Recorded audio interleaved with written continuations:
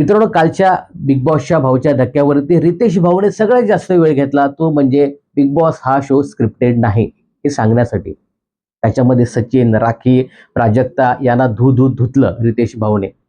हा show scripted नाही, तुम्ही हा शो स्क्रिप्टेड करू नका. सतत हे आपल्या मनपटलावरती रितेश भाऊ असं ठासून सांगत होते.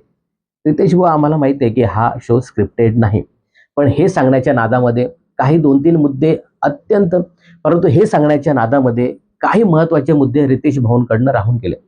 पहिला महत्त्वाचा मुद्दा हा होता, की ज्या पद्धतीने विशाल कोटियान आपलं खुल्लम-खुल्ला प्रेम व्यक्त करत होता आणि मला तुला किस करावंसं वाटतंय आणि अजून बरंच काही वल्गर तो बोलताना दिसला होता. आणि त्यानंतर रुचिता आणि विशालने अक्षरशः माईक काढून ते लोकं महत्त्वाचा टॉपिक डिस्कस करत होते. खरं तर माईक काढणं हे चुकीचं आहे आणि ज्या पद्धतीने विशाल आपलं प्रेम व्यक्त करत होता, किसबद्दल बोलत होता आणि अजून बरंच काही. हा महत्त्वाचा मुद्दा तर राहूनच गेला. आता हा जाणून बुजून टाळा की विसरले ते माहिती नाही, परंतु हा महत्त्वाचा मुद्दा होता. आणि दुसरा महत्त्वाचा मुद्दा राहून गेला, तो म्हणजे जेव्हा राखी सावंत फोनवरती बोलत होत्या आणि त्या ओक्साबोक्शी रडत होत्या, त्यावेळी अनुश्री आणि प्राजक्ता दात काढून हसत होत्या. तेव्हा निर्लज्जाचा कळस गाठला होता अनुश्रीने. नंतर तिने माफी मागितली. ठीक आहे, माफी मागितली. पण ती गोष्ट कुठेतरी रितेश भाऊने उचलून धरायला पाहिजेत होती, की एखादी व्यक्ती आपल्या भावना व्यक्त करते, तुम्ही शांत तरी बसा.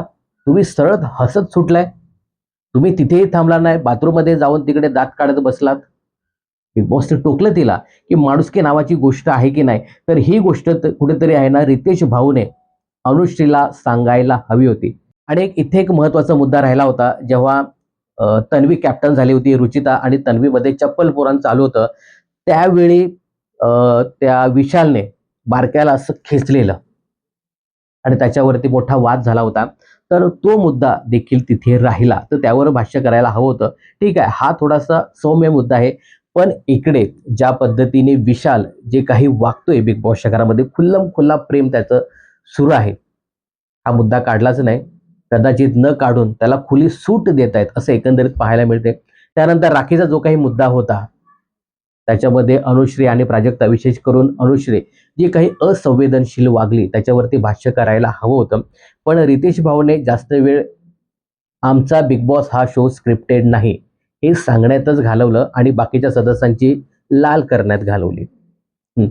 तर याबद्दल तुम्हाला काय सांगायचं हे कमेंट्स करून नक्की सांगा. बिग बॉस आणि मनोरंजन क्षेत्रातील अशाच फिल्मी अपडेट जाणून घेण्यासाठी चॅनल जर सबस्क्राईब केलं नसेल तर जरूर करा.